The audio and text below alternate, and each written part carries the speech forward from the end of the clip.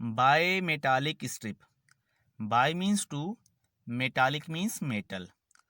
अगर हम दो मेटालिक स्ट्रिप्स को जिनकी कोफिशिएंट ऑफ लीनियर एक्सपांशन में चेंज हो उनको आपस में ज्वाइन कर दें तो फिर बाय मेटालिक स्ट्रिप बनेगी। जैसे कि आप यहाँ पर देख रहे हो कि इसके अंदर दो स्ट्रिप्स हैं, एक ये ऊपर वाली ए और दूसरी ये नीचे वाली बी। इन दोनों की अल्फ़ा भी डिफरेंट है, एक की अल्फ़ा थोड़ी कम होगी और दूसरे की ज़्यादा होगी, और इन दोनों को हमने अच्छे तरीके से ज्वाइन कर दिया है। तो इस तरीके से जब दो डिफरेंट स्ट्रिप्स जिनकी अल्फ़ा डिफरेंट होती है उनको आपस में ज्वाइन कर दिया जाए तो वो बाय मेटालिक स्ट्रिप बन जाती है। ठीक है, ये पीछे जो लकड़ी का हैंडल है इसको हम ग्रिप के तौर पर यूज़ कर सकते हैं। अच्छा, क्योंकि इन दोनों स्ट्रिप्स की अल्फ़ा डिफरेंट होती है तो जब हम इस स्ट्रिप को गरम या ठंडा करते हैं तो ये जो दोनों स्ट्रिप्स हैं ये एक जितना इंक्रीज डिक्रीज नहीं होती। ठीक है, एक थोड़ी ज़्यादा इंक्रीज होती है और एक कम इंक्रीज होती है, जिसकी वजह से अनइक्वल एक्सपांशन होती है। और अनइक्वल एक्सपांशन की वजह से ये जो स्ट्रिप है ये बेंड कर जाती है, कभी ऊपर को और कभी नीचे को। एंड दिस बेंडिंग जो है यही काम वाली है, क्योंकि बेटा इस बेंडिंग की वजह से इलेक्ट्रिकल कांटेक्ट या तो रिस्टोर हो जाता है या तो ब्रेक हो जाता है। ठीक है, तो यहाँ से हमने सीखा कि बाय मेटालिक स्ट्रिप जो है वो अनइक्वल एक्सपांशन करती है, and this is the principle of bi metallic strip. कभी कभी ऐसा एमसीक्यूज आता है। तो principle of bi metallic strip is what? It is unequal expansion due to different nature of the strips. ठीक है, due to difference in their coefficient of thermal expansion. And unequal expansion की वजह से ये bend करती है, and this bending is used for restoring और breaking of electrical contact in electrical appliances. ठीक हो गया। अब हम देखते हैं कि ये बेंडिंग किस तरफ को और कैसे करती है। बेटा आइदर ये ऊपर को भी बेंड कर सकती है और नीचे को भी बेंड कर सकती है। अब यहाँ पर आप एक बात याद कर लो कि जब भी ये बेंड करेगी तो इन दोनों स्ट्रिप्स में से जो स्ट्रिप बड़ी होगी वो कर्व के आउटर साइड में होगी। ठीक है, मिसाल के तौर पर अगर ये ऊपर को बेंड करती है तो फिर ये नीचे वाली जो स्ट्रिप है ये लंबी होगी, और अगर ये नीचे को बेंड करती है तो फिर बेटा ये ऊपर वाली जो स्ट्रिप है ये लंबी होगी, क्योंकि जब नीचे को बेंड करेगी तो आउटर साइड ये है, और जब ऊपर को बेंड करेगी तो आउटर साइड ये वाली हो जाएगी। इसको मैं आपको समझाता हूँ। मिसाल के तौर पर आपके पास ये एक स्ट्रिप है जिनमें से ऊपर वाले की अल्फ़ा कम और नीचे वाले की अल्फ़ा ज़्यादा है, और आप इसको गर्म कर रहे हो। तो गर्म करने से ये जो ऑरेंज वाली बी स्ट्रिप है ये ज़्यादा इंक्रीज हो जाएगी क्योंकि इसका अल्फ़ा ज़्यादा है। ठीक है, और ये जो ए स्ट्रिप है ये कम इंक्रीज होगी, जिसकी वजह से ओवरऑल जो लेंथ है वो बी की ज़्यादा होगी। इसी वजह से ये अपवर्ड बेंड करेगी, क्योंकि आउटर साइड में ये आ जाएगा और आउटर साइड में वो होना चाहिए जो लेंथी हो, यानी लेंथ में लंबा हो। अगर हम इसी स्ट्रिप को मतलब गर्म ना करते और ठंडा करते, ये आइस क्यूब आपको नज़र आ रहे हैं, तो ये देखो ऊपर वाले की अल्फ़ा कम है, नीचे वाले की अल्फ़ा ज़्यादा है। अब ये देखो जिसकी अल्फ़ा ज़्यादा होती है वो गर्म करने से सिर्फ इंक्रीज नहीं होती, और उसको जब हम ठंडा करें तो वो उसी हिसाब से डिक्रीज भी ज़्यादा होती है। ठीक है, तो ज़्यादा अल्फ़ा की वजह से ये कॉन्ट्रैक्ट भी ज़्यादा करेगी एज कम्पेयर टू ए।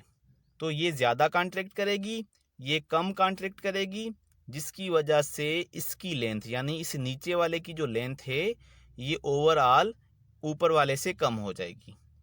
तो लेंथ में ये लंबा होगा आफ्टर कॉन्ट्रैक्शन, इस वजह से ये नीचे को बेंड करेगी, क्योंकि लंबी साइड जो है वो कर्व के आउटसाइड में होगी।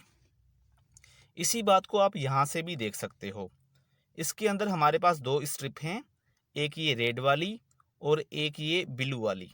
ठीक है, अब इसमें रेड वाली जो है इसकी अल्फ़ा ज़्यादा है और ब्लू वाले की अल्फ़ा कम है, और ये नॉर्मल टेम्परेचर पर है। नॉर्मल टेम्परेचर पर ये सीधी है। अगर हम इसका टेम्परेचर कम करते हैं, यानी at low temperature below normal, अगर हम इसका टेम्परेचर कम करते हैं तो बेटा होगा क्या, क्योंकि ये जो रेड वाली है इसका अल्फ़ा ज़्यादा है, तो टेम्परेचर कम करने से ये ज़्यादा सिकुड़ेगी, ज़्यादा कॉन्ट्रैक्ट करेगी, और बेटा ये कम कॉन्ट्रैक्ट करेगी। तो ज़्यादा कॉन्ट्रैक्ट करने की वजह से ओवरऑल ये रेड वाली छोटी हो जाएगी और ये जो ब्लू वाली है ये लंबी रहेगी, क्योंकि लेंथ में ये बड़ी है। तो ये जो स्ट्रिप है ये ऊपर को बेंड करेगी, क्योंकि लंबा पार्ट जो है ये कर्व के आउटसाइड में होता है। अगर हम इसी को हीट करेंगे तो हीट करने से ये रेड वाली ज़्यादा इंक्रीज़ हो जाएगी, क्योंकि इसका अल्फ़ा ज़्यादा है, और ब्लू वाली कम इंक्रीज़ होगी। तो ओवरऑल लेंथ में रेड वाला बड़ा होगा, तो ये नीचे को बेंड करेगी, क्योंकि बड़ा पार्ट जो है वो कर्व के आउटसाइड में होता है।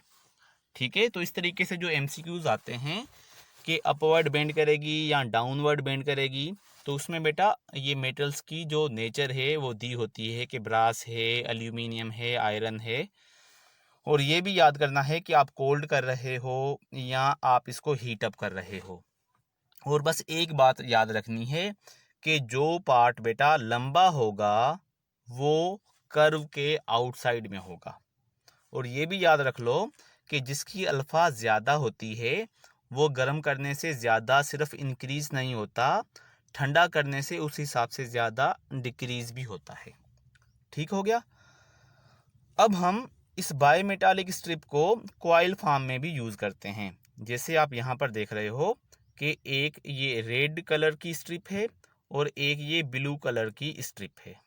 ठीक है, यहाँ पर हम ये देखेंगे कि किस तरीके से ये जो कांटेक्ट है ये आपस में रीस्टोर हो जाएगा। तो बेटा इसमें हम सपोज कर लेते हैं कि ये जो रेड वाला आउटर पार्ट है इसकी अल्फ़ा ज़्यादा है और ब्लू वाले की अल्फ़ा कम है। ठीक है, अगर हम इसको गर्म करेंगे तो गर्म करने से आउटर पार्ट जो है इसकी अल्फ़ा ज़्यादा है, ये ज़्यादा इंक्रीज़ होगा, और ये जो है ब्लू वाला ये कम इंक्रीज़ होगा। अब मुझे बताओ ये नीचे को बेंड करेगी या ये ऊपर को बेंड करेगी? तो क्योंकि रेड वाला ज़्यादा इंक्रीज़ होगा तो इसको कर्व के आउटसाइड में होना चाहिए, तो फिर ये नीचे को ही बेंड करेगी, और नीचे को बेंड करने से ये कांटेक्ट जो है ये रीस्टोर हो जाएगा, यानी ये दोनों आपस में मिल जाएंगे। यहाँ पर देखो ये पहले यहाँ पर था तो ये इसने नीचे को बेंड किया यानी स्ट्रेट हो गई, और ये आपस में रीस्टोर हो गए, क्योंकि रेड वाले की जो अल्फ़ा थी वो ज़्यादा थी। अगर यहाँ पर ही इसको हम ठंडा करते तो बजाय मिलने के ये और ऊपर को इस तरीके से ऊपर चला जाता। ठीक है, अब हम ये जो कॉइल फॉर्म बायमेटालिक स्ट्रिप है इसमें से हम बायमेटालिक जो क्लॉक्स होती हैं या जो थर्मोमीटर्स होते हैं वो भी बनाते हैं। उसके लिए हम इसके साथ एक पॉइंटर लगा देते हैं। ठीक है, और साथ में ही हम एक कैलिब्रेशन कर देते हैं टेम्परेचर को मेजर करने के लिए, यानी एक स्केल बना देते हैं। अब यहाँ पर क्योंकि ये जो बाहर वाला पार्ट है हम सपोज कर लेते हैं इसकी अल्फ़ा ज़्यादा है, तो अल्फ़ा ज़्यादा होने की वजह से जैसे ही कोई गर्म चीज़ इसके ऊपर हम रखेंगे जिसका टेम्परेचर ज़्यादा होगा, तो फिर क्या होगा बेटा, ये जो रेड वाला पार्ट है, मुझे बताओ, ये बाहर है ये अंदर है, और रेड वाले पार्ट की अल्फ़ा भी ज़्यादा है, तो गर्म करने से ये किधर को बेंड करेगी, इधर को बेंड करेगी ना, यानी इस तरफ को बेंड करेगी। तो जब ये इस तरफ को बेंड करेगी, इस तरफ को बेंड करेगी, तो ये पॉइंटर भी इधर को मूव करेगा। तो जब ये पॉइंटर इधर को मूव करेगा तो आगे जाएगा 5 degree centigrade, 10 degree centigrade, 15 degree centigrade. और जब हम इसके ऊपर कोई ठंडा ऑब्जेक्ट रखेंगे तो ठंडा ऑब्जेक्ट रखने की वजह से ये उल्टी तरफ बेंड करेगी, ठीक है, जिसकी वजह से पॉइंटर फिर नीचे को जाएगा। तो इस तरीके से ये बायमेटालिक थर्मोमीटर जो है, इसका पॉइंटर हमें इस स्केल पर टेम्परेचर शो करेगा, ठीक है।